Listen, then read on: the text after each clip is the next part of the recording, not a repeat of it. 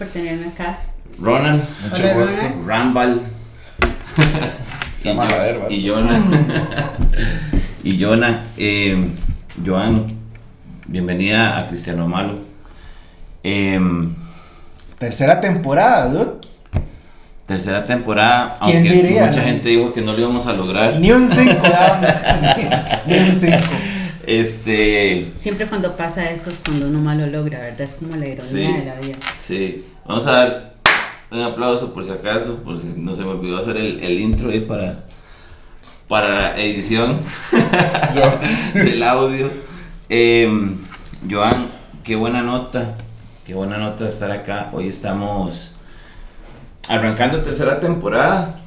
Hemos pasado un camino muy largo, un camino de mucho desarrollo, de mucho crecimiento, de mucho aprendizaje, confrontación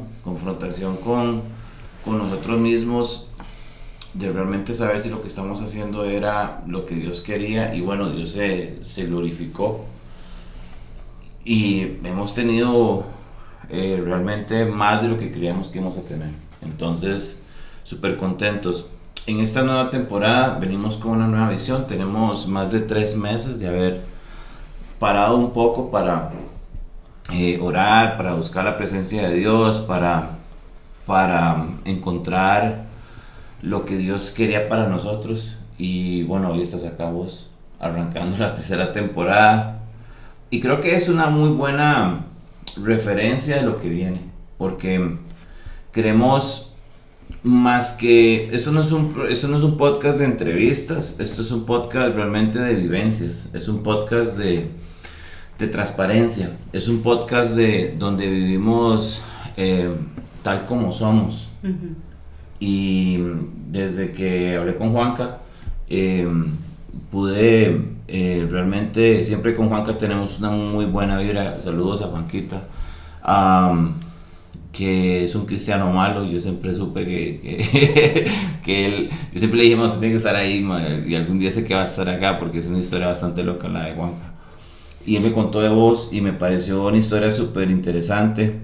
Y más bien muchas gracias por abrir tu corazón, por contarnos lo que nos vas a contar, porque realmente sé que ha sido un proceso para vos, uh-huh, ¿verdad? Y bueno, Joan la parte profesional de Joan es tecnología, ¿verdad? Sí, esa es mi área fuerte, es el área de tecnología y sobre todo lo que es desarrollo de software y hardware. Ese es como el área de desarrollo, pero siempre me ha gustado la relación con las personas, entonces también soy coach de vida, de ayuda a las personas, me encanta hacer eso. Y trabajo mucho con diferentes organizaciones no gubernamentales o NGOs, ¿verdad? Que están con trata de personas, habitantes de calle, personas en condición de riesgo, sobre todo niños. Entonces es un poco de mi vida ahora, ¿verdad? Después de todo esto que ahorita les voy a contar. Cómo es que llegué acá y quién soy yo, digamos, en este momento de mi vida está muy relacionado con mi pasado. Entonces es particular. Juanca y yo éramos compañeros del cole y siempre fuimos cristianos malos desde el cole. Mientras yo tocaba en un grupo de hardcore punk, él nos poníamos a escuchar música en ese tiempo y así fue que nos hicimos amigos. Entonces siempre he sido una oveja rebelde. Pero si asistías a una iglesia y por eso eres cristiana mala o es que iba a misa.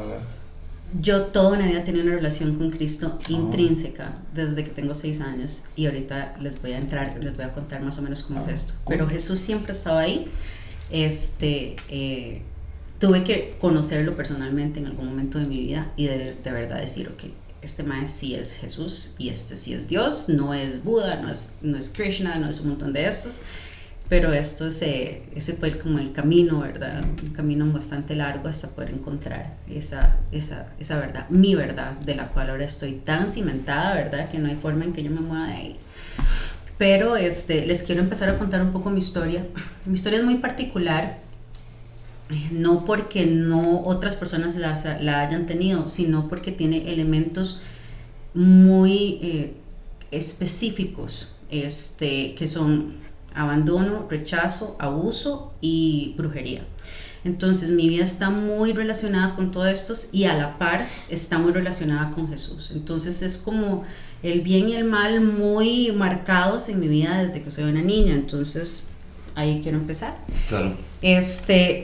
Yo nazco en mi nacimiento es muy interesante porque yo no conozco a mi papá y mi mamá era una muchacha muy atractiva que le encantaba andar de fiesta. Entonces en los 80 ella era groupie, y en algún momento va a una fiesta, le invitan a una fiesta de chicos millonarios ahí en Escazú, se acuesta con alguien y queda embarazada. Y a los 2 meses, cuando yo tengo 2 meses, mi mamá biológica se va del país y me deja con mi abuela. Y ahí empieza una situación bastante complicada. ¿Por qué? Porque mi abuela era una señora mayor, ¿verdad? En pobreza extrema, le dejan una niña, ¿verdad? Mi mamá se va a hacer su vida en otro país y mi abuela... ¿Con tu papá? Yo nunca conozco a mi papá. ¿Ella no se fue con tu papá? No, ella tiene esa experiencia con la persona, ¿verdad? Con quien es mi papá, que yo nunca conocí, y ella inmediatamente queda embarazada, me tiene a mí y se va del país, y yo nunca conozco a mi papá, y ella nunca le dice. Yo creo que yo realmente sé que mi mamá tuvo en sus fiestas y en esto que era groupie, ¿verdad? Yo creo que no fue un evento muy casual, sino que fue buscado por parte de las personas que la invitaron a la fiesta. Entonces eso es lo que yo entiendo, ¿verdad?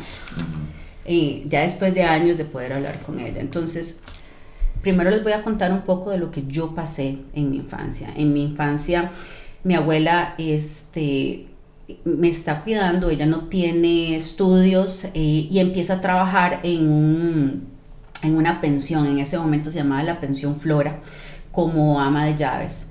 Esa pensión Flora hasta el día de hoy existe, está en una zona que se llama por el Molino Rojo en San José, que es una zona que toda la vida ha sido una zona, digamos, de prostitución, como un prostitution strip, ¿verdad? Como Red Light, o sea, District. Siempre ha sido así desde que yo iba, cuando estaba pequeñita. Mi abuela era mucama y me llevaba a trabajar. Ella me llevaba a su lugar de trabajo. La razón por la que mi abuela me llevaba a su lugar de trabajo era porque la señora que me estaba cuidando no me estaba cuidando muy bien. Entonces ella se dio cuenta de que tenía moretes y que estaba quemada y que mis genitales estaban como muy lastimados. Entonces ella, para sacarme de ahí, ¿verdad?, me lleva a este lugar donde trabajan las mujeres de la noche. Y lo menciono por algo. Yo tengo 2 recuerdos bonitos de mi infancia, y uno es en este prostíbulo y el otro es uno que les contaré más adelante. En este prostíbulo yo creo que eso marca años después, 40 años después, lo que yo hago hoy en las calles de San José. Cuando yo tenía más o menos entre 1 año y 3 años tal vez, yo recibo amor en el lugar donde trabaja mi abuela, y las personas que me dan afecto y cariño, yo lo recuerdo, o sea, yo tengo ese recuerdo vivido. Las personas que me dan cariño son mujeres que trabajan en prostitución y también los trans que llegaban a esos lugares. Entonces ellos llegaban, me dan confites y eso, y yo nunca sentí que hubo ninguna maldad en ese lugar, al menos conmigo, excepto cuando yo salí de este lugar. Mi abuela se casa con un señor. ¿Tu abuela era joven? Mi abuela tenía en ese momento unos 45 años.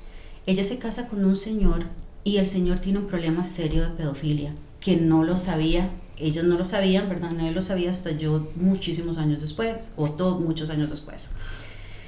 Lo que ocurre es que mi abuela decide volver a Estados Unidos, a trabajar a Estados Unidos, y me deja con quien es su pareja, y me deja con una tía, con la pareja de un tío. Entonces ellos se convierten en mi padrastro y la señora que me cuida. Entonces, mi infancia se desarrolla entre un señor que es pedofílico y la señora que es la pareja de mi tío, que es una bruja. Entonces, cuando yo digo que es una bruja, o sea, a mí todavía me cuesta creer esto, pero ella era una de esas señoras que usted llegaba y le pagaban para que hacer cosas, ¿verdad? Entonces, ese es el contexto en el que yo crezco, y yo creo que yo tengo memoria de que desde los 3 años hasta los 12 años yo tuve lo que se llama abuso sexual muy fuerte, y también abuso ritual por medio de la señora que también estaba en este lugar. Cuando yo termino este grupo, o sea, esta relación, o yo me defiendo, cuando yo tengo la capacidad de defenderme hasta los 12 años, que yo me interpongo entre la persona que me está abusando y yo le digo: nunca más usted me va a volver a tocar. Yo tenía 12 años, y de los 12 años a los 18 años yo luché día y noche para que esa persona no me volviera a tocar. Entonces yo recuerdo muy vívidamente, ¿verdad?, entre los 12 años y los 18 que yo salí de mi casa, en que me forcejeaban la puerta y yo tener que agarrar la puerta para que no la abrieran, o tener un cuchillo, ¿verdad?, en mi cama. ¿Tenías miedo? Claro, porque yo no sabía en qué momento ese señor iba a llegar. Entonces, siempre fue él. Siempre fue él. Y todos los días hubo una lucha para... o sea, mientras mi abuela no estaba en el país, había una lucha.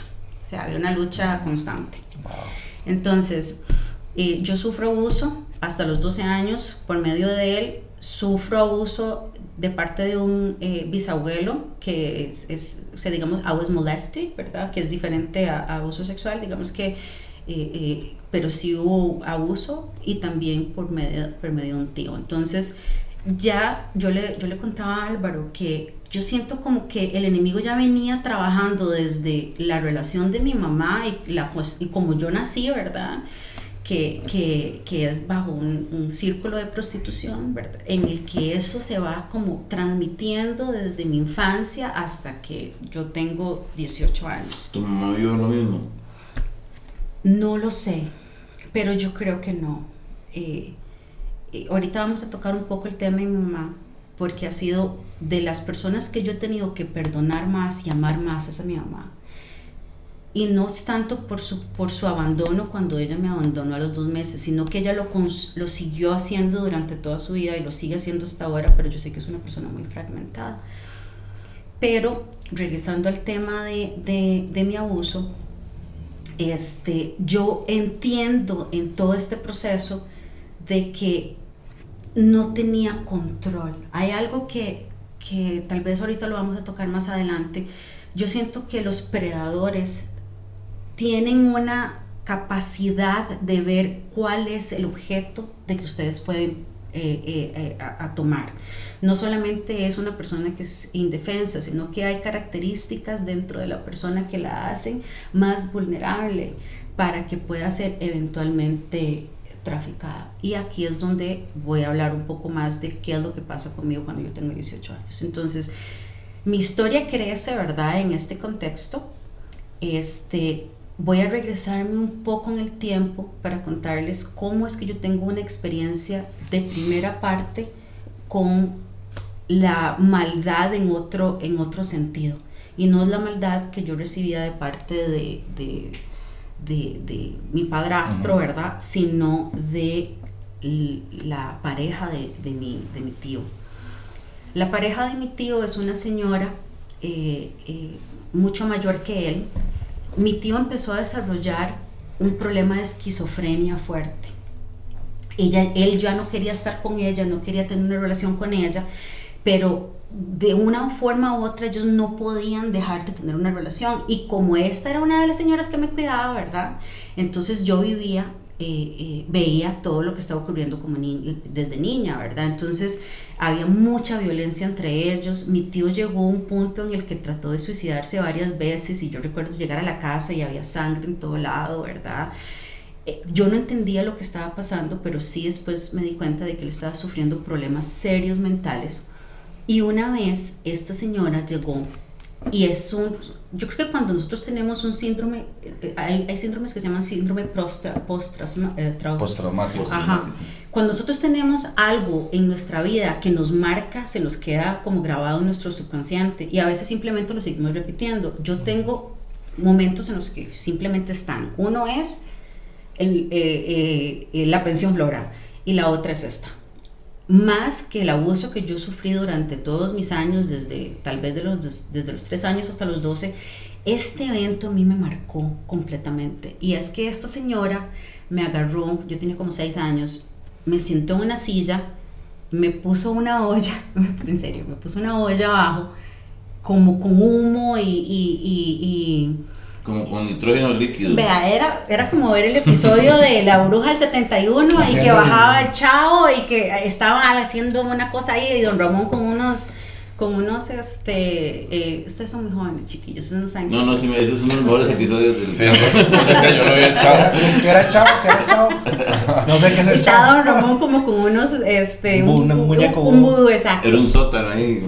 Esa era yo. Entonces, yo estaba en una silla, me sientan en la silla, ¿verdad?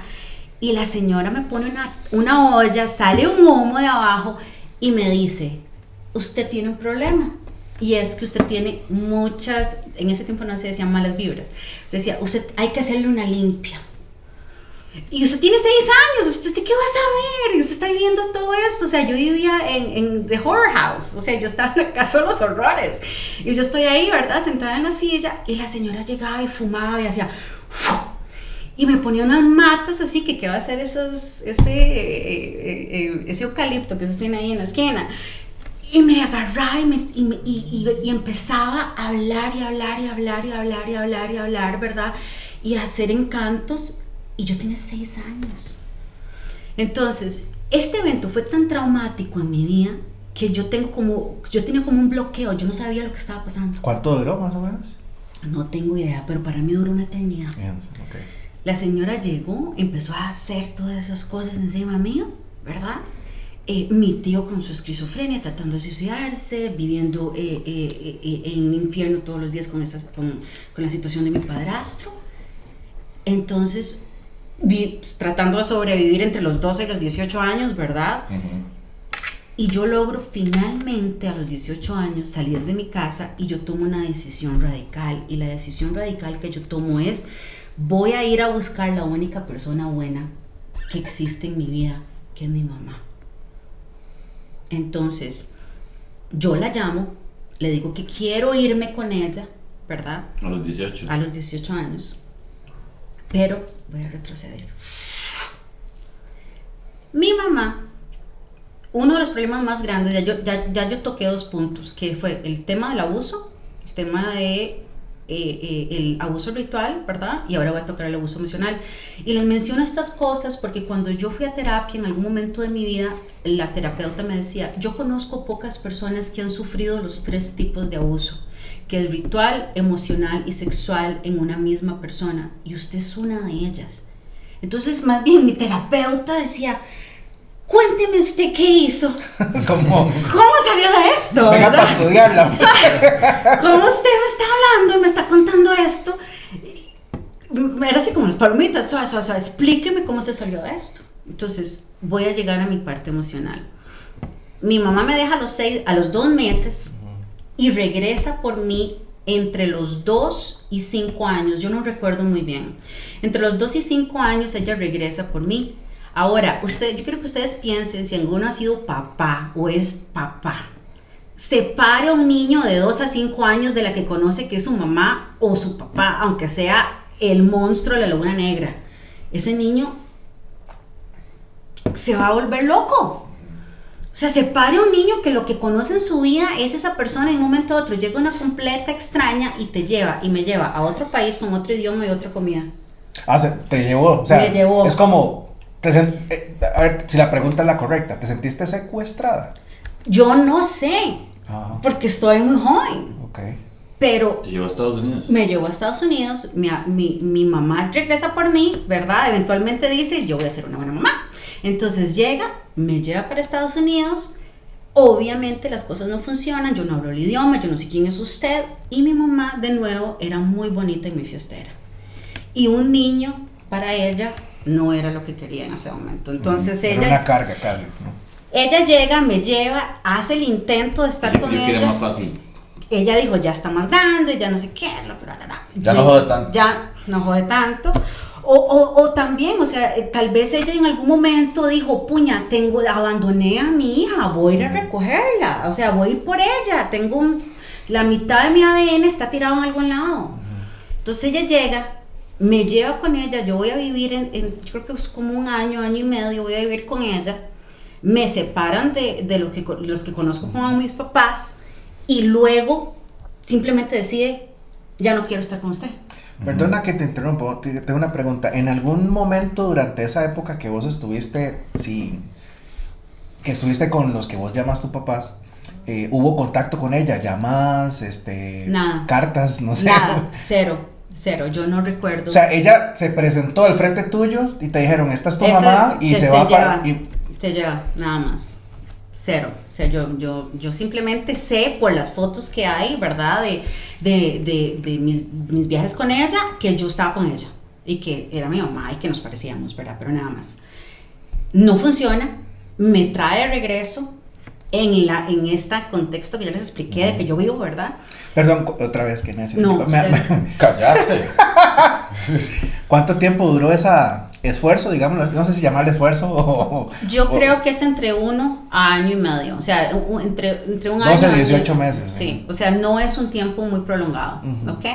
Y lo veo, y lo sé por, digamos, fotografías que nosotros tenemos, entonces sé que no había cambiado mucho.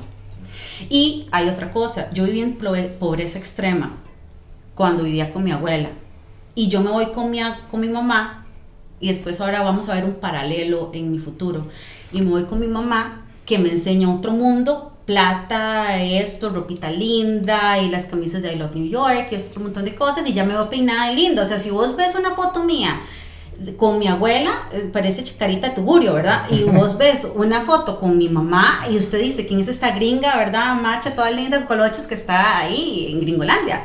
Son dos mundos. Mi mamá me viene, me trae de nuevo para acá, y se desaparece hasta que yo tengo 9 años. A los 9 años demandan a mi padrastro porque un vecino se da cuenta de lo que me está ocurriendo. Tienen que mandar a traer a mi mamá, ¿verdad? Todo el mundo se da cuenta de lo que está pasando, no sé qué. No hacen nada. Mi mamá viene a Costa Rica, yo estoy con ella un mes, literalmente. Se pone a bailar, a fumar, a tomar, a enfiestarse, y yo estoy viendo todo eso de 9 años, sacada de nuevo del ambiente de mi mamá, de mi padrastro y de mi abuela, ¿verdad? Los que conozco como mis papás. Llega de nuevo una extraña, me llevan con ella, es un puro fiestón, y de un momento a otro dice, no te puedo llevar, te tienes que quedar acá, a los 9 años. Entonces vino a pegarse a la fiesta. Vino de nuevo como a sentirme que yo me era como, y eso es sumamente importante, porque así trabaja el enemigo, por medio del corazón de las personas que no lo conocen. Ella venía a traerme algún tipo de desahogo. Me están rescatando de este lugar.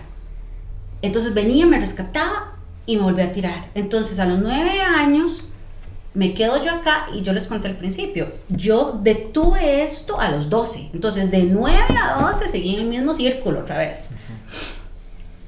Cuando yo tengo 18 años, y ahora aquí yo voy a llegar Al señor no lo enjuician ni lo meten en la cárcel. Nada, yo sigo con la misma situación, vivimos juntos. ¿Se incrementó o se mantuvo igual? Hasta los 12 años se mantuvo igual, cuando yo me enfrenté contra él y le dije, usted nunca más me toca, y después seguí lo que te estaba contando, ¿verdad? Que era una lucha diaria. Perdona, Joan, quiero preguntarte, ¿qué te dio valor? ¿Qué fue a los 12 años que dijiste, esto para aquí? ¿Y cómo te llenaste de eso? ¿De dónde sacaste esa fuerza, tal vez? Voy a dejarlo en un momento. Ok. Hay una parte intrínseca en esta historia que yo no he contado. Entonces, que ahí está. Es como José, mientras estaba pasando un montón de cosas, que decía, y Dios estaba con él, y donde estaba él prosperaba, porque el favor de Dios estaba con él, en la cárcel, y siendo esclavo, y siendo lo demás. Eso es como mi historia. Entonces, los 18 años, a mí se me da así como un bloqueo mental y a mí se me olvida que mi mamá me abandonó y todo, yo estoy bloqueada totalmente y le digo, voy a ir, porque ya podía sacar documentos, ya podía salir del país, ya era mayor de edad, voy a ir a visitarla. Un 24 de diciembre decido yo irme para Estados Unidos a buscar a mi mamá. 24 de diciembre, nunca se me olvida, 24 de diciembre. Y llega a recogerme alguien que es completo extraño. Y yo, qué raro. Tengo de no ver a mi mamá, digamos que toda la vida. Y mando un extraño a recogerme. Y me dice, es que me dijo su mamá que viniera por usted. Entonces me lleva donde está mi mamá. Mi mamá en este momento está viviendo con un muchacho sumamente joven. Y me dice, el primer día que yo llego, con toda la ilusión, tratando de escapar de este montón de cosas que yo he vivido, me dice, ¿usted por qué está aquí? Yo no entiendo, usted no debía, no es el momento correcto. Y yo trato como de ignorar, ¿verdad?, lo que está pasando. Voy a tratar de no extenderme en esto. Y yo le contaba a Álvaro, esta parte de mi historia, yo no la he contado nunca. Yo sí en diferentes talleres y con diferentes personas que me ha tocado trabajar, les he contado mucho de mi niñez y les he contado mucho de ciertas cosas que han pasado, pero esta parte de mi vida yo nunca la había contado en público y le he pedido a Dios, Dios, si tú en algún momento quieres que yo cuente esto, dame la fuerza para contarlo. Yo estoy en Estados Unidos, voy a visitar a mi mamá un 24 de diciembre, ella me dice que no llegue, está viviendo con un señor, con un muchacho mucho más joven, y empiezan a tener problemas entre ellos porque ahí el muchacho se da cuenta de que mi mamá es mucho mayor de lo que ella le dijo. Entonces empiezan a pelear, a tener problemas y yo ahí en el medio de esto. Y se llega a tener una discusión tan grande que se convierte en algo físico y una tía va a sacarme En Estados. Me va a sacar de la casa de mi mamá. O sea, yo tengo horas de estar ahí. Y ya va para afuera. Horas, ya voy para afuera. Mi tía llega, va con su ex esposo, un judío, que es importante en esta historia, y me llevan a un motel en Miami, y me quedo yo con ellos en un motel en Miami, para que yo pasara ahí, no sé qué, mientras pasaban unos días y yo me regresaba para Costa Rica, para que pasaran Los los días. moteles en Miami tienen mejor fama que aquí, digamos. Era un hotel ahí Sí. se llama nunca se me olvida, Sunny Isles Beach. Eso queda antes de llegar a South Beach en Miami. Mi mamá y mis tías tenían un problema serio de drogas y alcohol, que yo no lo sabía. Mi mamá fue alcohólica y mis tías tenían problemas de drogas y alcohol grandes. Entonces, al día siguiente que yo estoy en el motel con mi tía, a ella se le ocurre que quiere ir a comprarme una ropa, está hasta el trasero, está tomadísima, vamos, ¿verdad? Y en todo eso usted se pone a pensar, ¿verdad? Usted me acaba de hacer una pregunta importantísima, a los 12 años tuviste el valor de enfrentarte a esta persona, pero si vos ves realmente, durante 18 años yo no tengo valor de nada. A mí me dicen, vaya hoy, vengo, vamos a un hotel, vamos para acá. Es como que nada más es así como esta coca que... Sí, la agarran de la mano y la pasean. Entonces, estoy yo ahí, está hasta el trasero, vamos a comprar una ropa y mi tía se roba unas cosas, llaman a la policía y ella dice que soy yo la que me robé las cosas. Seas tonto. La tiró debajo del bus, así. O sea, yo tengo menos de 24 horas de estar en Estados Unidos. Y ya para la cárcel. Qué Y en barbaridad. eso están en ese desmadre y el que llega, resulta que el lugar, mi tío político, viene de una familia El judío. muy adinerada y conocía casi que todos los lugares y bueno, entonces llaman antes de que me lleguen a mí la policía, lo llaman a él y le preguntan, ¿usted conoce a esta persona? Y él llega y dice, sí, ella no hizo nada. Ella no hizo nada, eso fue mi expareja, que ustedes saben que es problemática, no sé qué. Entonces al final yo no me voy a la cárcel, llevan a mi tía a la cárcel, los policías me llevan a la casa de mi mamá Y el policía que me está llevando me dice, regrésese lo más pronto posible a su país. Y yo no escucho. Pero yo no escucho porque yo no sé qué está pasando. Yo todavía estoy como en shock, ¿verdad? ¿En qué momento estoy yo pasando por todas estas cosas? Acabo de salir del cole. O sea, acabo de salir ahí del cole con Juanca, por cierto. Y estoy en este caquero. Cuando yo estoy ahí, llega mi mamá en la noche y al día siguiente, con el novio, y al día siguiente me dice mi mamá, vamos a la iglesia. Y yo, ok. Estamos de camino a la iglesia, está con el novio en el carro, yo estoy en el carro, y ella empieza a discutir y a pelearse conmigo en el carro. Ni me acuerdo qué. Y empieza a maldecir, a decirme cosas, y de un momento a otro llega y dice, bájese del carro. Y yo estoy en una autopista en Miami. O sea, esta es la segunda vez que yo veo a mi mamá en este tiempo y me abre la puerta del carro en una autopista y me dice, bájese del carro. Y yo termino en Miami sin hablar, sin dinero, sin hablar inglés, en la calle, sin saber qué hacer. Por si no, para que los que no saben cómo es en Estados Unidos, ahí las autopistas es pura calle y maleza a los lados y no hay nada más, ¿verdad? Exacto. Y de hecho parar en una autopista es... Y no hay vendedores de mangos tampoco. No. Ni macadamia. Ni macadamia. No. Ni tártaras. Me dejan la pista. Y lo único que yo tengo es mi pasaporte y una tarjeta de números de teléfono. Y la única persona que a mí se me ocurre llamar es a mi tío, digamos al judío. Uh-huh. Y es una decisión de la cual yo me voy a arrepentir el resto de mi vida.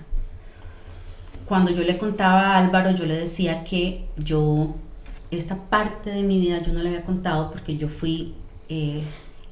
pasé tráfico sexual. Y no sé por qué la parte de mi infancia y el abuso que yo llevé en mi infancia, a pesar de que fue tan duro y tan difícil, no fue tan duro como está siendo ya yo adulto, teniendo completo conocimiento y entendiendo todo lo que está pasando a mi alrededor y sentirme completamente vulnerable de nuevo. Entonces trajo como a mi mente y a mi vida ese momento de mi niñez donde yo no podía defenderme, no podía hacer nada. Resulta que esta persona, que ya falleció por cierto, era un gángster, estaba con los gángsters más grandes de Miami en ese momento. Siendo judío. Ajá. Okay. Estaba con los gángsters. No es juzgar, pero...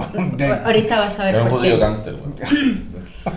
Tenía muchos problemas de drogas y le debía mucho dinero a uno de los traficantes más grandes un cubano, uno de los traficantes más grandes en ese momento en todo lo que es el área de South Beach o Sunny Isles Beach, todo, pues, él lo manejaba.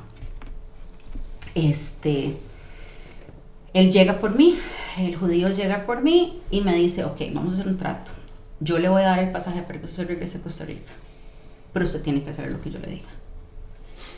Y así fue por 3 meses que yo estuve perdida en Estados Unidos. Entonces, en estos 3 meses yo no tenía control absoluto de mí, no tenía control de mi cuerpo, de mis decisiones, de qué hacer, no tenía absolutamente, si decían que se movieran, me movía, si me quedaba, yo no tenía teléfono, no tenía pasaporte, no tenía nada, o sea, no hablaba el idioma, estaba simplemente a merced de lo que se les ocurría a cualquiera de las personas con las que yo tenía que estar. Entonces, él se convirtió en una persona muy protectora, entonces él no dejaba que nadie más me tocara, ¿verdad? Pero sí, era como, esto me pertenece, es mi botella de Coca-Cola. Entonces era así. Entonces estaba yo marcada para ser esa persona. En uno de estos incidentes, que yo realmente lo único que puedo decir es que Dios tuvo mucho favor y gracia conmigo, a pesar de que yo no lo conocía o no lo conocía así personalmente. Él llega donde el cubano. Yo sé que esto parece que fuera irreal, pero es real, es mi historia, es mía, es mía, es mi realidad.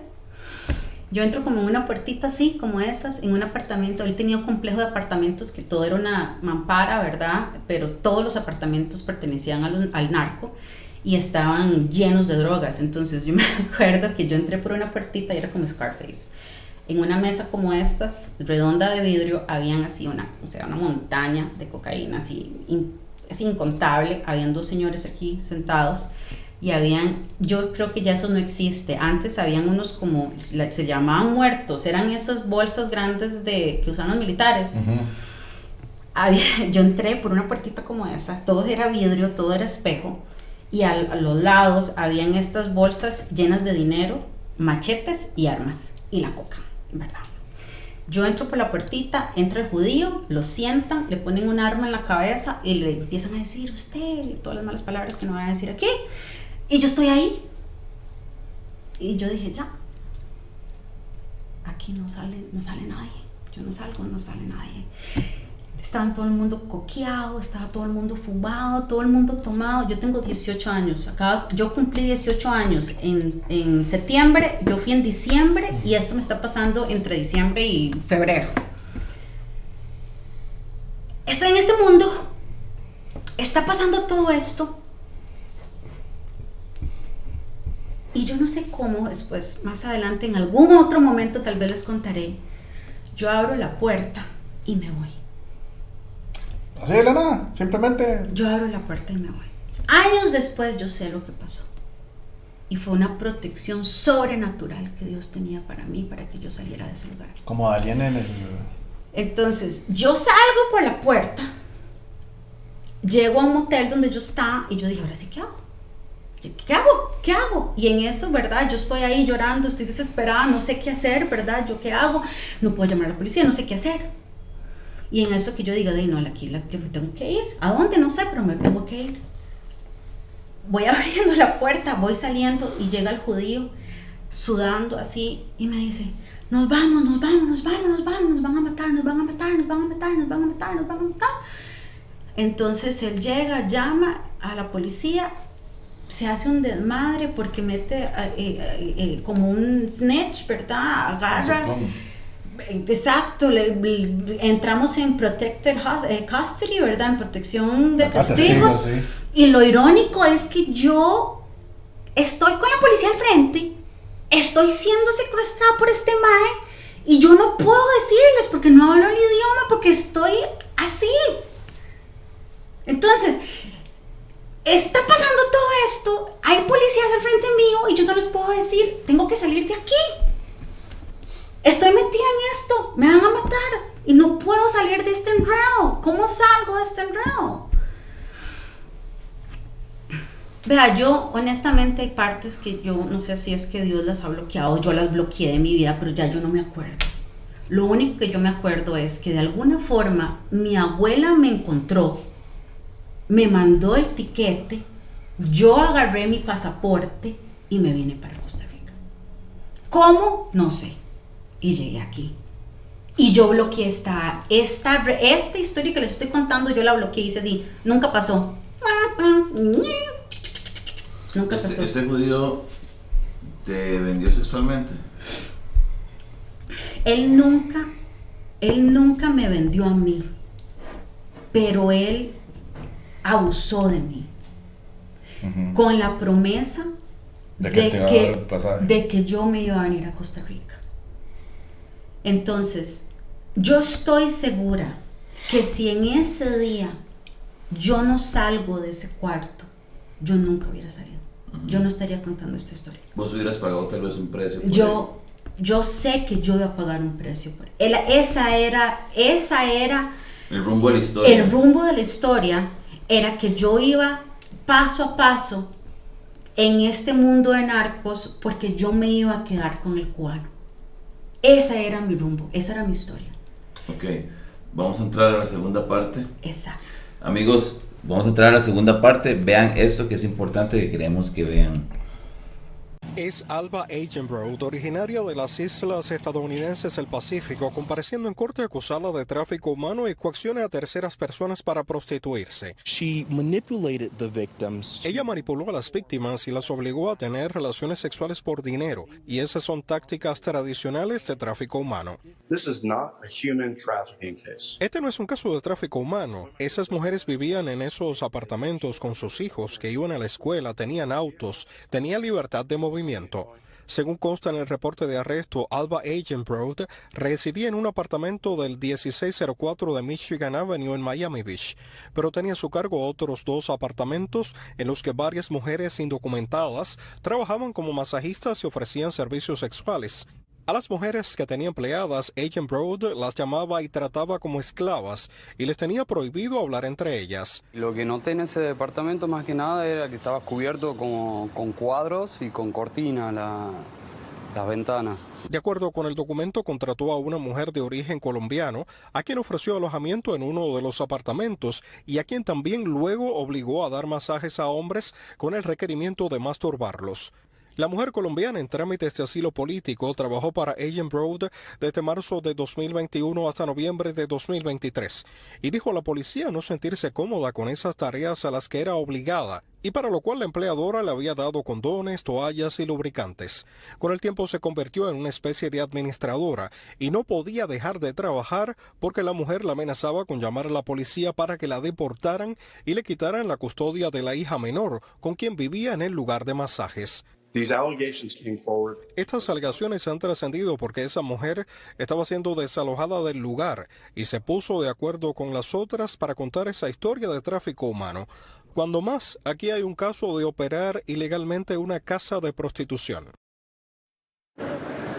La policía de Miami Beach cree que otras mujeres podrían haber sido víctimas de Agenbrough y piden contactarlos aquí en este edificio o a través del teléfono de la policía. Nosotros en Telemundo 51 seguiremos pendientes. Soy Harold Santana. Ahora volvemos a los estudios con ustedes.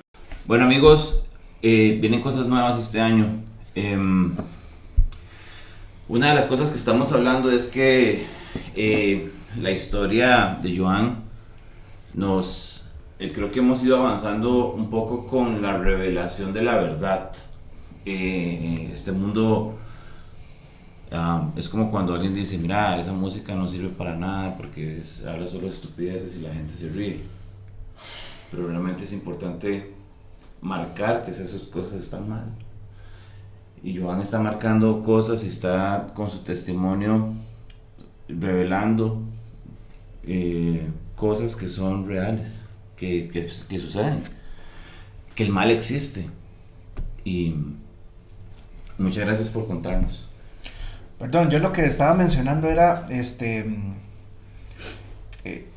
nosotros 3 somos papás y estoy seguro que cualquiera de nosotros daría la vida por cualquiera de nuestros hijos, la vida, sin pensarlo 2 veces, y que en ese entonces, siendo pequeñita, una niña, no haya habido alguien que dijera, aquí estoy yo, aquí está Tata, aquí está varón, me explico. Entonces, lo que me deja a mí pensando es que es real, o sea, sucede, y creo que hay gente que está bien, tal vez vea este episodio, que está en una situación similar, en un lado del espectro, y el otro lado del espectro está la gente que no le importa, o no le importa, no, cree que es mentira, o nunca ha tenido una situación así porque siempre viven en un tipo de burbuja. Me doy a entender. Como está la gente que pasa una situación similar, o peor inclusive. Hay niños, perdón que te interrumpa, Ajá. Hay niños que creen que es normal. Que es normal, exactamente. Lo que están viviendo. Pero, y esto que está haciendo Joan es abrir el velo y revelar que no está bien. O sea, que nunca estuvo bien. Pero la gente que no se da cuenta de eso, que está viviendo en esa burbuja de... Hay niñas de 14, 15 años que creen que es normal que el papá, que el abuelo, que los hermanos los violen.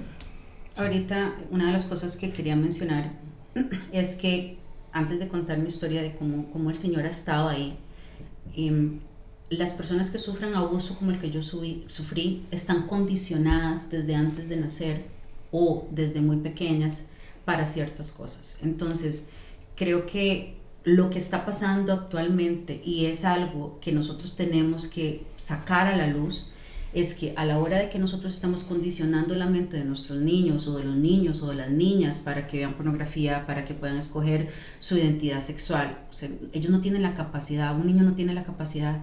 Y por ejemplo, en mi caso yo fui un franco muy, muy sensible, muy fácil de agarrar con la persona incorrecta, ¿verdad? Porque nunca tuve una figura paterna, una figura de seguridad que me diera eso. Entonces sí creo que es importante que nosotros hagamos una pausa, digamos, okay, ¿qué es lo que nosotros no estamos haciendo como sociedad para que esto no siga ocurriendo?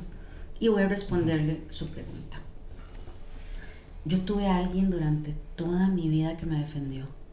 Okay. Yo tuve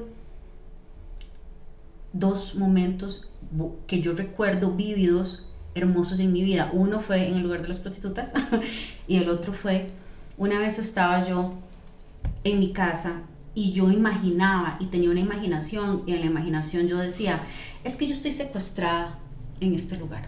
Mi papá, porque como yo no conocía a mi papá, mi papá es un rey y va a venir por mí. ¿Te inventaste una historia? Yo me inventé esta historia. Como, o sea, inventar es la palabra correcta. Yo me levanté y dije, mi papá es un rey y va a venir a rescatarme, y algún día se va a dar cuenta donde yo estoy y va a venir y me va a hacer justicia y me va a llevar con él. Ahora, yo tengo este libro, yo tengo este libro acá, y yo nunca vi esas cosas de Disney, acuérdate, por ese extremo, o sea, yo vi en TV cuando tenía como 15 años, ¿verdad? O sea, eso no. Este libro que yo tengo aquí salvó mi vida. Este libro que está aquí se llama la Biblia. Yo lo empecé a leer a los 6 años.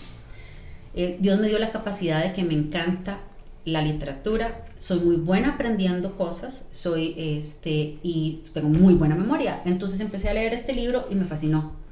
Entonces, los momentos más felices que yo tenía era, siempre recuerdo, yo leía el libro de Lucas, y lo leía, y lo leía, y lo leía, y lo leía, y lo leía, de 6 años. O sea, yo que he sido profesora de escuelita dominical, yo no conozco ningún niño que lea la Biblia, solo yo. Al menos de que los papás, no me imagino ustedes, papás diferentes que le enseñen, pero yo proactivamente agarraba y leía la Biblia a los 6 años. Y la religión que creció mi abuela era la religión católica, y yo amaba estar en la iglesia. Entonces fui monaguillo, de que leía la palabra, si podía limpiar el piso de la iglesia, yo era feliz. Las flores en las procesiones, que Angelito, que yo era feliz en la iglesia. Sacristán y todo. Yo era feliz. Sí, yo era un altar boy o altar boy. Semana Santa era como la semana. Eran los carnavales para vos. Yo era feliz. Yo era feliz en Era tu zona segura. Yo era feliz en la Biblia y en la iglesia, a pesar de todo esto que estaba ocurriendo, ¿verdad? Era un oasis. Entonces, recuerdo que una vez, hace muchos años, había un grupo que se llamaba Catedral Sin Paredes. Ajá. Que eran unos cristianos malos que se reunían en el Parque de la Democracia. Saludos a Ever y a Paul, que iban a Catedral Sin Paredes. Bueno, yo conocía a los de Sepulcro Vacío. Y también Sepulcro Vacío. Sí, buenísimo. También el Chamo iba ahí. Chamito. El Chamo, el gato era. Sí, Chamo. Un saludo al Chamo. Seguro ya no se acuerda de mí.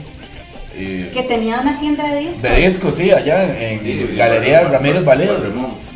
No, pero él tenía una tienda de discos, pero después la pasó ahí a la Galería Ramírez Valero. Esa tienda se llamaba... ¿No era seguir a la meta? No, Chamo es de democracia, ¿cómo era? ¿Cómo es? Él tenía Cristocracia. Era el grupo. Un saludo a Fufu. Y también estaba, bueno, mi amigo Marsol. Y también estaba mi amigo Roy, que Roy tocaba en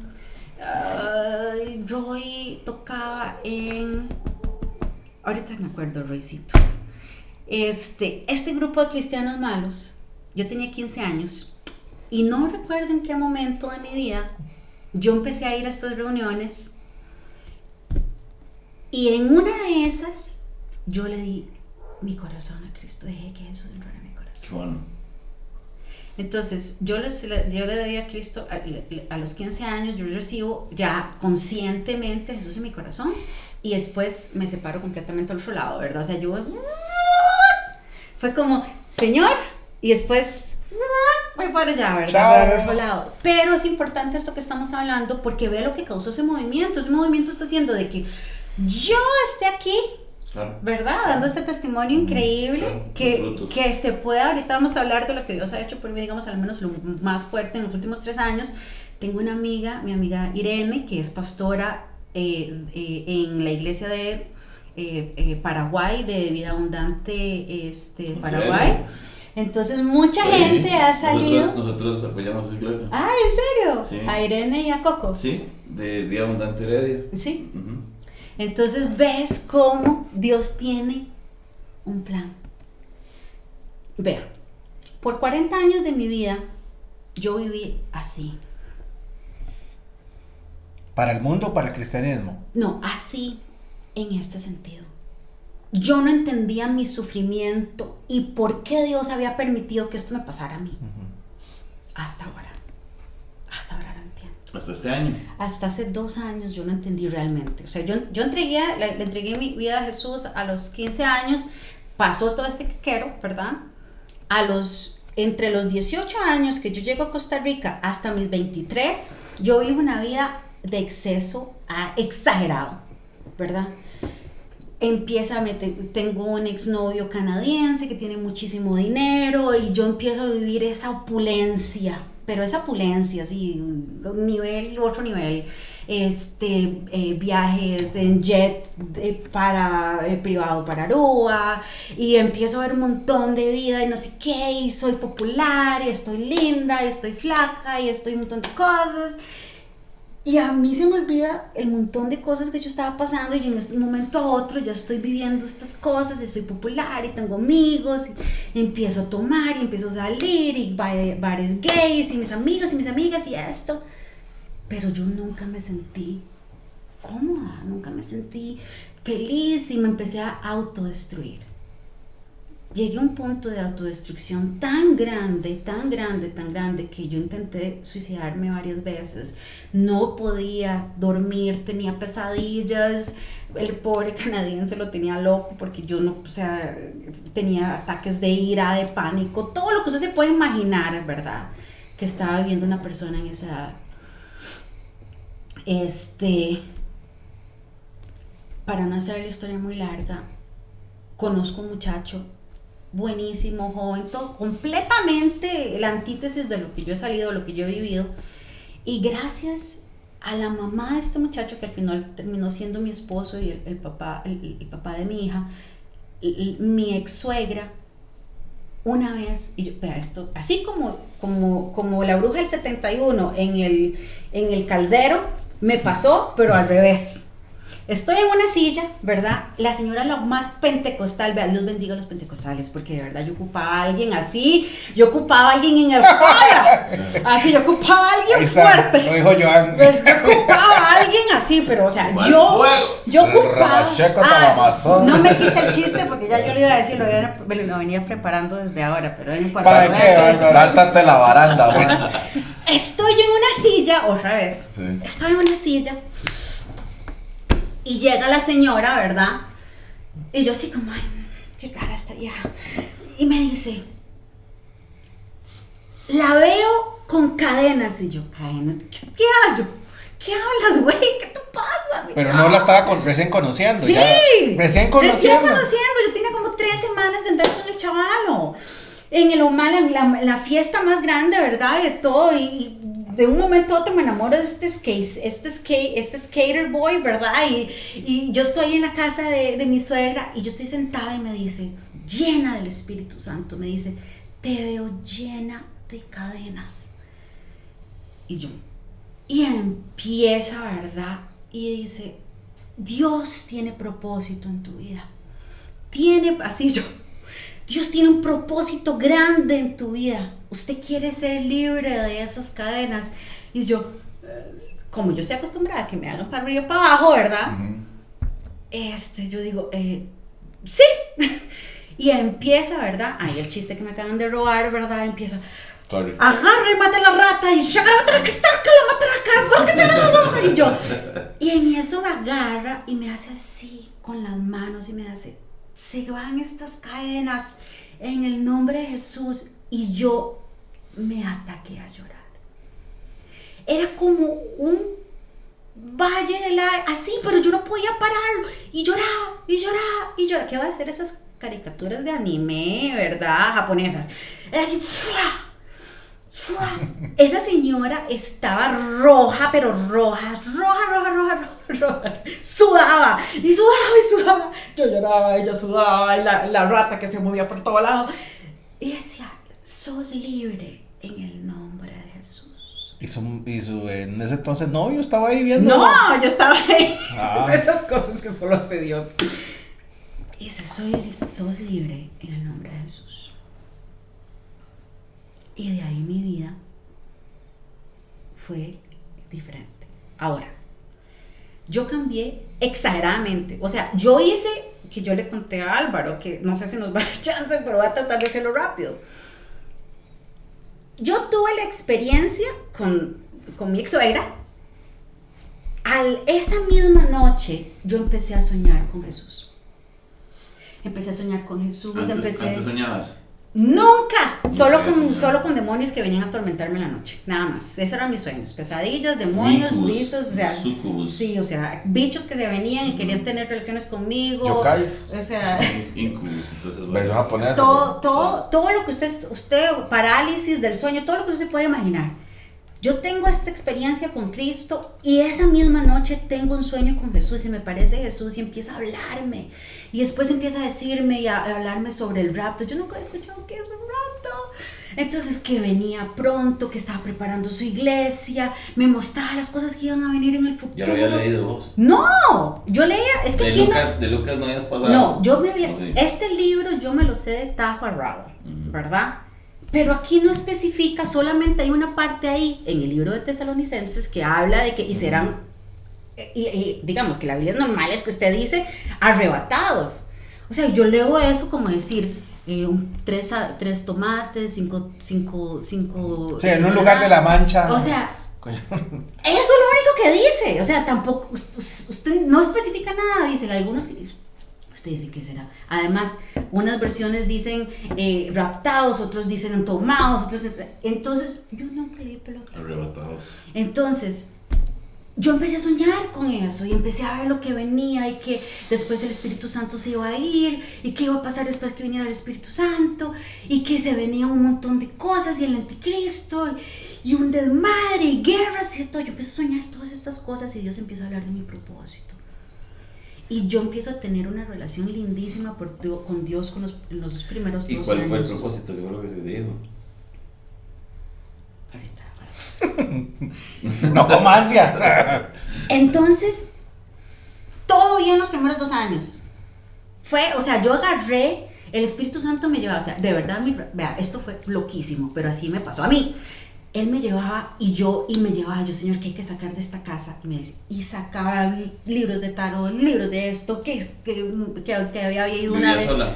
En ese momento sí. ¿En tu casa ya sin tu abuela, sí, no, digamos? No, ya yo sola, yo tenía 23 años, ¿verdad? Ya una mujer hecha y derecha. Tengo una pregunta de cuando vos tocabas algo, vos sentías, no sé, algo. Porque digamos, cuando... Eso es muy pentecostal, chiquillos. Es que les voy a contar, cuando mi mamá sentía una incomodidad, hace muchos años, mi mamá sentía una incomodidad en la casa y empieza a ver las matas y se encontró un frasquito. Se vea, Jonathan, toque esto. Y yo sentí así, cuando yo lo toqué, yo sentí rajado como tocar un 110, una vara así. Y yo le dije, ¿qué es esto? Parece una brujería. Entonces por eso te pregunto, si es una situación que tal vez solo me pasó a mí o si hay una similitud en... Creo que Dios va trabajando en cada uno de nosotros y también pone como resistencias en ciertas cosas. A mí el Señor sí realmente me empezó a guiar y yo decía, ok, ¿qué hay que sacar de aquí? ¿Verdad? Y era así, era como esas estatuas, esas máscaras, esas no sé qué de Indonesia, ese regalos. Ese Pokémon. Tamagotchi. Ok. Ese yokai. Pero... Las Pepsi Card. ¿Qué fue lo que pasó? Vea, el diablo se mete en todo lado. Claro. Vos me preguntaste algo y ahora le voy a responder. Cuando yo tenía 12 años, y yo me levanté enfrente de la persona que abusaba de mí, yo supe que no fui yo, fue Dios. Dios se puso entre esa persona y yo, y cuando yo dije nunca más, Él vio algo en mi cara. O sea, mi hija tiene 12 años, o sea, ¿quién va a estar con una señora así de gigante que trabaja en construcción? Entonces, Él vio a Dios y se espantó. Uh-huh. Cuando yo salgo de ese cuarto y me sacan de ese lugar, yo lo vi después, años, cuando yo recibí a Jesús, Dios me mostró en un sueño lo que pasó y me dice, Joan, habían ángeles alrededor suyo y ellos nunca la vieron entrar porque usted nunca hubiera salido de ahí. Nunca, mi historia, yo no debería estar aquí. Además, con todas las historias que les voy a contar, pero yo no debería estar aquí, yo no tenía que haber salido de ese lugar. Hay niñas que con menos ya están muertas. Jamás debería estar ahí. Y Dios me mostraba, yo envié ángeles para que la sacaran de ese lugar. Ahora, todo bien. Suena lindísimo, ay Dios, ya alabaré, ya sirviendo aquí con el esposo y la niña, y yo, ay, ya finalmente voy a ser una persona linda y tener la familia que quise. Me convertí en el ser más detestable del mundo y me hice la farisea más farisea del mundo. Entonces criticaba a la gente con tatuajes, criticaba a la gente que estaba divorciada, criticaba a la gente que fornicaba, criticaba todo. Era horrible. Me convertí en un monstruo. O sea, estaba mejor en la calle. Estaba mejor en la calle. Hasta que un día el Señor en su misericordia. ¿Cuánto tiempo después? 10 años después. Hijo. Sí, es un proceso. Sí. Dios. Es que suena corto, pero para llegar a esa madurez son 10 años, papi. Antes de que siga, pero yo creo que es una pregunta importante. ¿Qué crees vos que fue lo peor en ese aspecto de farisea que vos te decís? Les voy a decir qué es lo peor. Ajá. Mi ex esposo tenía un problema serio de alcoholismo y siento que parte del trabajo que el Señor me puso ahí fue para acercarlo al Señor y otras cosas. Pero aparte de mi ex esposo, ¿verdad? A todas las personas yo las alejaba de Dios. ¿Por qué? Porque yo, en lugar de acercarlos en amor y en misericordia y por lo que Dios había hecho, le ponía la meta muy alta. Le ponía estándares exagerados. Entonces la gente dice, ay, qué pereza hablar con usted, John. O sea, ya me manda para el infierno cada rato. Horrible. Entonces, ¿qué fue lo peor? Lo peor fue que en lugar, o sea, todo lo que el Señor me había dado, lo que me estaba mostrando, lo que me había libertado, que me había dado libertad, que había hecho, ¿qué es lo que empecé a hacer yo? La gente se alejaba. Yo no quiero ser amigo, entonces, ¿qué es lo que hice? Primero, todos mis amigos gays, trans, ya no es amigo mío, yo no quiero saber nada de ustedes, es verdad. Entonces dice yo, pero, ¿qué? O sea, entonces me metí en una burbuja, no tenía amigos en la iglesia, porque no quería que nadie supiera de mi historia de terror. Yo, ¿quién me va a querer si saben que yo... Pero tu esposo era alcohólico en la iglesia. Él no era creyente, o sea... La mamá sí, pero él no. Él no. De hecho, él empezó a salir conmigo porque yo no era creyente. Pero Dios, y se le volvió la tortilla. Dios es así. ¿Y él tocaba en una banda también? No. Solo skater. Él era skater. No. ¿Tony Hawk era? No. No, y de hecho siempre decía, Tony Hawk no patina nada. Entonces él decía... Bueno, Chad Muska, entonces. Yo entro en una... ¿Qué es lo que pasa? Dios empieza a trabajar conmigo, caigo en una depresión mayor. Yo siempre digo esto y no es en burla a Britney Spears, ¿verdad? Pero yo siempre digo que a mí me dio un Britney Spears. Me rapé. ¿En serio? Y yo le iba a preguntar si había rapado a esa Me rapé, me empecé a tatuar. Entonces me rapé, me empecé a tatuar, ya no quería saber nada de la iglesia. Un Shanido O'Connor le dio. Ya no quería saber nada de nadie.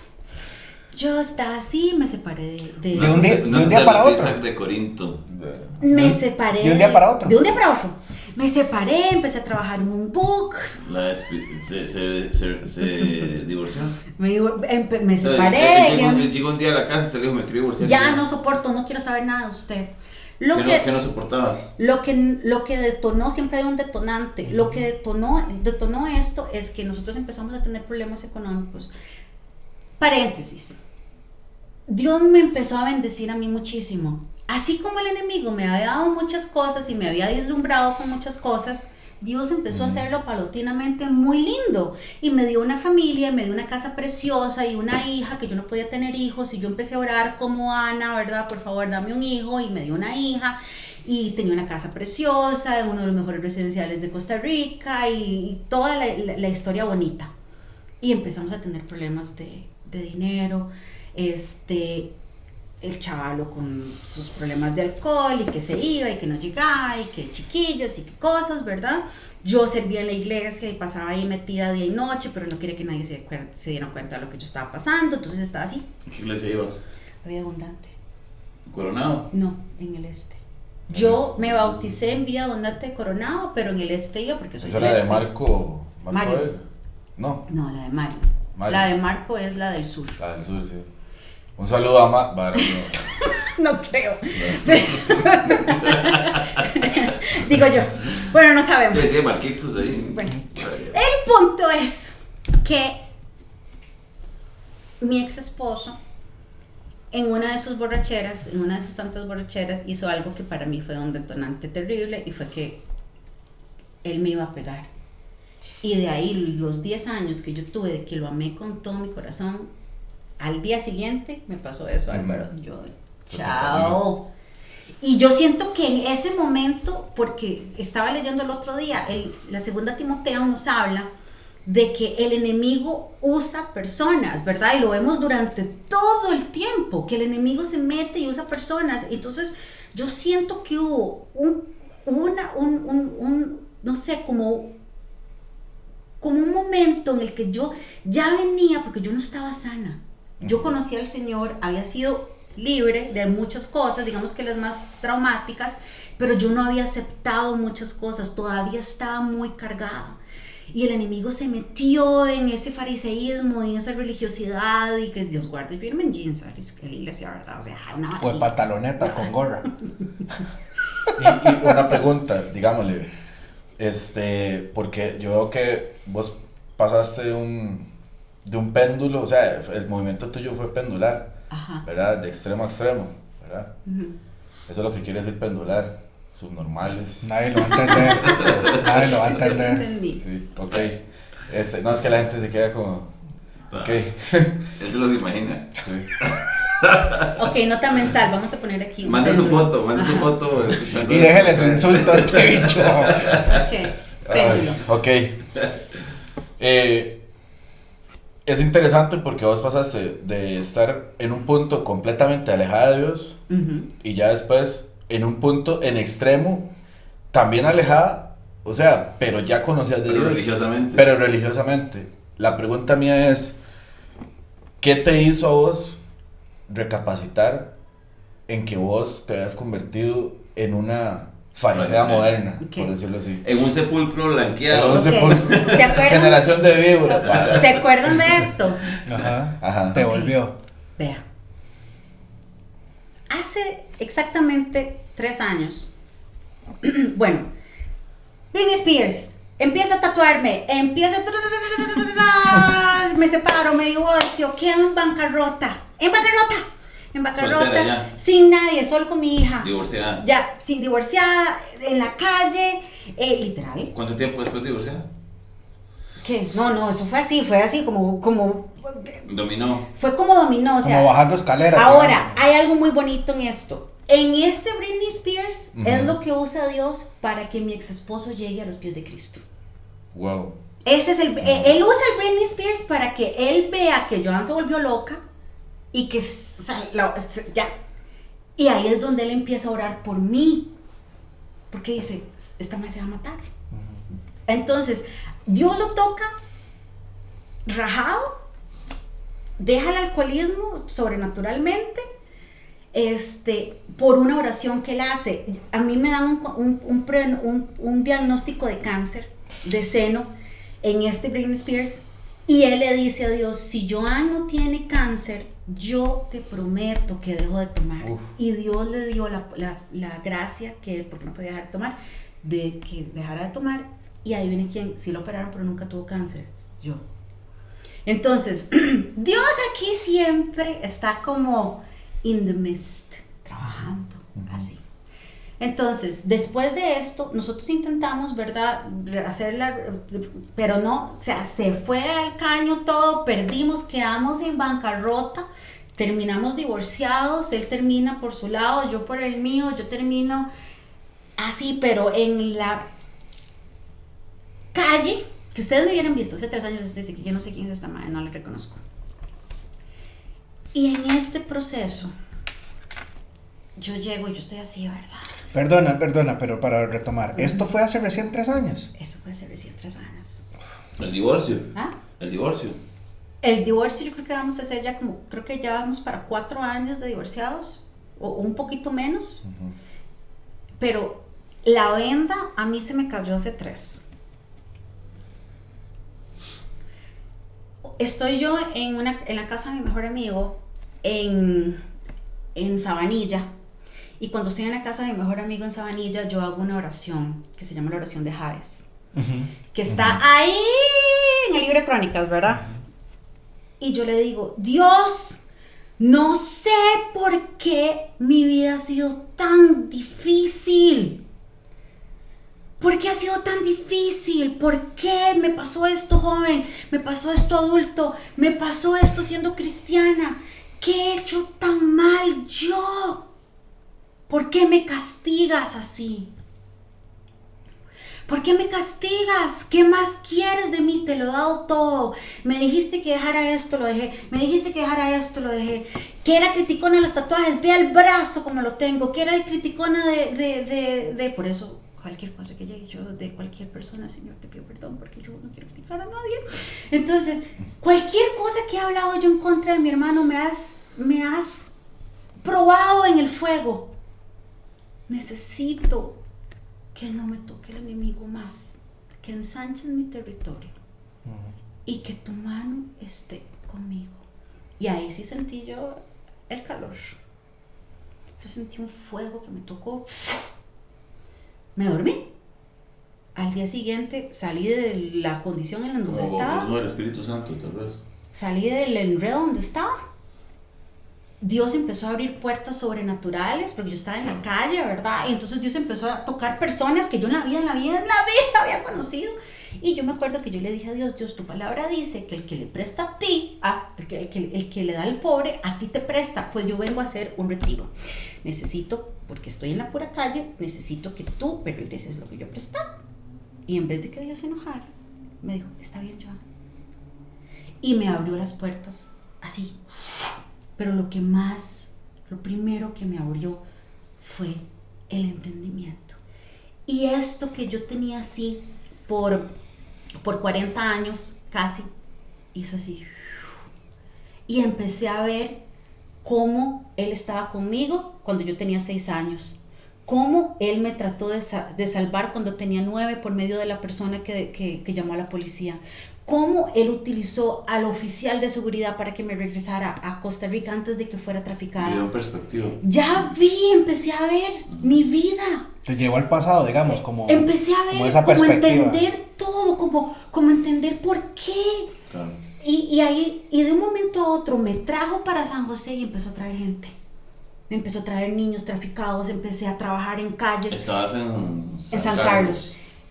Vengo yo aquí y fue como que así, como que un tren me trajo y un momento a otro bajé de peso, me rejuvenecí, tenía energía, me salió trabajo, empecé a prosperar, ya después tenía un carro, después tenía otro, empecé a servir y después me di cuenta que estaba en una reserva indígena, construyendo casas y después tenía una comunidad cristiana y después Dios empezó a abrir puertas y estaba trabajando con Rostro de Justicia, ayudando a trans en calle, ¿verdad? Y después estaba con Destiny's Project, trabajando también apoyando chicas que han estado en trata de personas. Y cuando estaba en calles, es que esto es lo más loco, cuando estoy yo en calles, y estoy con gente en condición de calle, me ven los tatuajes y me ven a mí y se sienten que pueden conectarse. ¿Cómo? ¿Me está hablando de Cristo? Así, algo así, más o menos. Entonces yo llego, a veces yo voy y llevo amigos, ¿verdad? Cristianos, y me dicen, es que no sé qué decirle a esa persona. Y yo, un momentito. Y yo, Mike, quiero un café. Sí, es que tengo frío. Yo, sí, ok. ¿Y qué? ¿Cómo está el platillo aquí? ¿Ha estado? Y me dice, ay, no, Mike, es que aquí está durísimo. Yo, en serio, ¿no tiene frío? Qué piernón tiene usted, ¿verdad? Entonces la gente se queda así. Y cuando empezamos en esto, de un momento a otro, ¿sabe qué? Voy a contarle algo. Voy a contarle mi historia. Yo sé lo que es estar ahí. Y se empieza a conectar. Y Dios me empezó a abrir el corazón. Ahora vamos a los fariseos. Y lo que yo antes hacía, que la gente se alejara y se alejara y se alejara y se alejara y se alejara, de un momento a otro, se acercan. Y Dios me mostró a mí en un sueño. Él respondió a su pregunta y me decía, Joan, usted es la mujer samaritana. Esa es usted. Y yo miro. Y Jesús me decía, esa es usted. Usted es la mujer samaritana. Vaya y esparza mi palabra. ¿A dónde? A Samaria. Ahí. Usted no es de iglesia. Y siempre voy a chocar. Más ahora que yo llego y hablo y cuento y que esto y que pasé por este montón de cosas y tal. Bienvenida al club. Yo llego a la iglesia y es gracioso porque yo llego a una iglesia y empiezo a bretear. O sea, toda la vida es mi vida. O sea, yo llego y yo, ¿qué hay que hacer? Y yo, pero No, pero es un proceso. Mira, eso es parte del proceso de la vida de un cristiano. O sea, la iglesia es universal, la iglesia todos pertenecemos a la iglesia. La iglesia local es lo que hablaba el otro día con Jonathan. Hay un tema de iglesia local, hay un tema de iglesia universal. La gente confunde esas cosas y realmente todo eso es parte del proceso. Yo ahorita trabajo no tanto como antes en iglesia local, pero entendemos que el cristiano malo es la iglesia universal de Cristo. Y esta persona que está ahí, usted que está ahí, que está escuchando esta historia, principalmente la última parte, la subrayamos con negrita, ¿verdad? El número 120, o sea, y realmente encontramos que Joan, la madurez que Dios te dio con todo este proceso, y es lo que te hablaba el otro día. ¿Por qué hay tanto perdón? Porque donde sobreabundó el pecado, donde sobreabunda el pecado, sobreabunda la gracia. Y la única forma en la que a veces uno puede entender y uno puede escuchar a alguien y demostrarle su amor y realmente estar allí es porque yo me siento, yo no tengo que amar a un trans porque yo fui trans, no, sino porque yo entiendo el pecado, porque yo me sentí de alguna forma igual por otra circunstancia, o tal vez fue igual, como vos igual lo estás contando, ¿me explico? Pero la iglesia como tal somos todos, es una iglesia sin paredes. Yo entiendo algo en mi proceso y yo quiero subrayarlo en negrita, trabajando bastante trademark porque ya no se puede usar esas palabras, pero Dios nunca quiso que yo pasara por esto. O sea, que quede muy claro, Dios no es un sadista que dice, voy a hacer que esta mujer pase por ¡sufre! No, ¿ok? Mi historia es... Sí, no sé, con palomitas, bien. Mi historia es que en todo este caquero que ocurrió, Él estaba en todo momento, por medio de su palabra, diciéndome, yo estoy contigo. Entiendo que es un mundo caído, entiendo, Él está ahí gritando, tratando de entrar en la vida de las personas, porque yo también he hecho daño. Claro. Yo he hecho mucho daño, yo he lastimado a mucha gente buena. Y tal vez lo sigas haciendo. Sí, o sea, yo sigo en mi proceso. Entonces, yo entiendo que cuando esta venda se cae, yo comprendo mi pecado, la gracia de Dios de una forma diferente y entiendo también la gente de afuera que tanto necesita. Y aquí hay algo muy importante para aquellos no cristianos malos. La historia de las 99 ovejas es preciosa por algo. Porque está la Joan que se va, ¿verdad? Pero Dios ama a las 99 que deja ahí en salvaditas y le dice, vea, pomeranians preciosos con sus colitas coquettes, se quedan aquí. Ya vengo. Aquí, ya vengo, ¿verdad? Y esas también las ama, solo que son otra cosa, ¿ok? Yo no soy de ese Tiene un rebaño. propósito diferente. Exacto, yo no soy de ese rebaño. Dios sabía en su preciosa sabiduría que esta oveja iba para Samaria. Ujú. Y es que yo pienso que eso es así. O sea, en realidad, a veces es difícil porque las personas tienen un concepto de ser cristiano y de compartir el evangelio de una cierta forma. O sea, vamos a ver, de una forma muy ortodoxa, por decirlo así.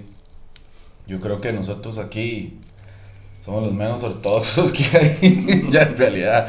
Y sí, ¿por qué? Porque todos, o sea, creo que Dios tiene personas y utiliza personas para llegarle a otras personas.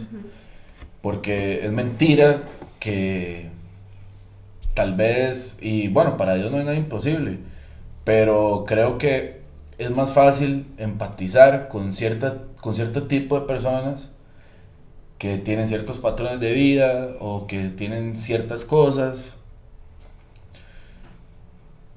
porque se sienten identificados.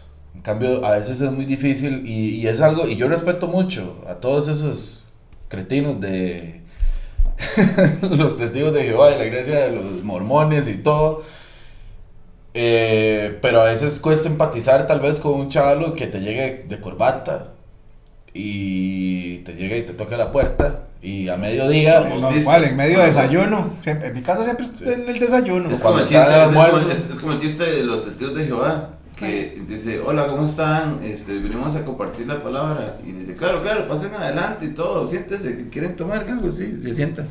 Así, muchas gracias, y se sientan. Y entonces, dice, ¿ahora qué hacemos? Nunca nos habían dejado entrar en una casa.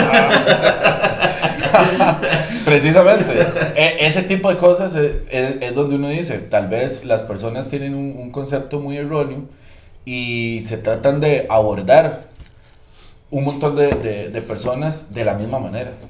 O sea, y en realidad yo creo, y eso ha sido un proceso personal para mí,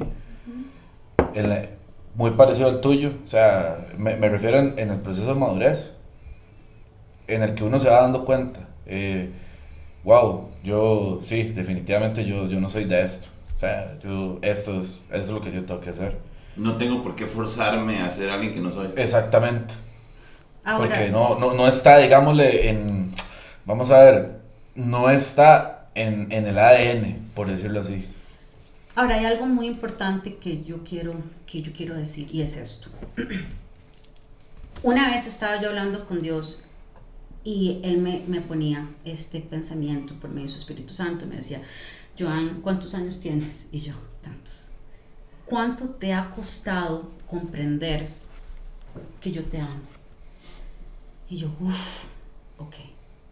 ¿Cuánto te ha costado entender y amarte tú? Y yo, aquí estoy, pero ok. Entiende que las demás personas están en los mismos procesos y tú no sabes en qué etapa están. Tú lo que tienes que hacer es amar a las personas. Y punto. Yo no sé quién es cizaña y no sé quién es trigo. Eso no me toca a mí. No es mi brete, no es mi chamba. Yo ya pasé por muchos procesos en los que yo entiendo que simplemente Dios es punto, let go, avance, ame a las personas. Si la rechazan, pura vida. Si la aceptan, pura vida. Usted nada más ame a las personas. La persona que yo más amo en este mundo es mi mamá. ¿Por qué? Porque Dios en su misericordia hace 3 años la sacó del alcoholismo. Hoy es una hija de Dios y está en su proceso. Wow. Y podemos hablar y orar juntas y yo le digo, mami, te amo. ¿Quién es posible que haga semejante cosa? Solo Jesús. Hijo de pucha. Ella está acá, perdona. No, ella vive en Estados Unidos. Cuando yo me di cuenta que el Señor que abusaba de mí cayó en la indigencia y yo trabajo con gente de calle, yo, Señor, por favor, Si hay algo que yo pueda hacer por él, ponlo delante mío y que yo pueda mostrarle que lo he perdonado y que tú lo amas, ten misericordia. Lloré como ese señor, como si hubiera, o sea, más orado por ese señor que lo he orado por mi hija. Claro. Y ahí entendí. Perdón y misericordia y amor, que es lo que el Señor me está pidiendo que haga. Todo lo demás ahí Él me va ayudando. Pero si yo les puedo dejar algo a las personas que están viéndome allá detrás y que alguna de mi historia, algo les resuena, que quedó en bancarrota, que fue abusado, que esto, que el otro, que tiene, que lo que sea, que se ha sentido rechazado, lo que sea. La palabra de Dios es lo que nos transforma. Este libro que ya no leemos, este libro es lo que me ha salvado la vida. Y yo siempre voy a entender algo. Dios nunca fuerza una relación. Él ha sido paciente conmigo y yo no puedo forzar una relación con alguien. Yo primero soy amiga suya. Me muestro como soy, con mis debilidades, mis cosas y todo lo demás. Pero primero soy amiga. Yo necesito que usted empiece a ver algo en mí diferente. Yo no llego ya con la bibliachón ahí, no, quiero que la gente, que cuando yo esté en el supermercado digan, ¿qué tiene esta mae? Que todo el mundo está amargado porque tiene calor y ella está riéndose y está feliz y no lo tiene resuelto en su vida, pero hay algo en ella que le da energía, que le da, no sé, ¿qué es lo que tiene ella? Que llega, no me conoce y ya me hace un chiste, ¿yo qué le pasa a esta mae? Entonces, yo, Señor, que yo sea este libro, que yo lo sea primero. Gracias por quitarme esta religiosidad. Gracias por quitarme este patrón en el que me metí, en el que no entendía, y que yo sea ahora tu palabra y que seas tú. Y ahí es donde la gente se ha empezado a acercar. Y ahí es donde Dios crea esto. Así es. Joan. Excelente. Muchas gracias. Muchas gracias. Creo que esto va para más. El tiempo se acabó, pero escríbanos si quieren ver más de Joan.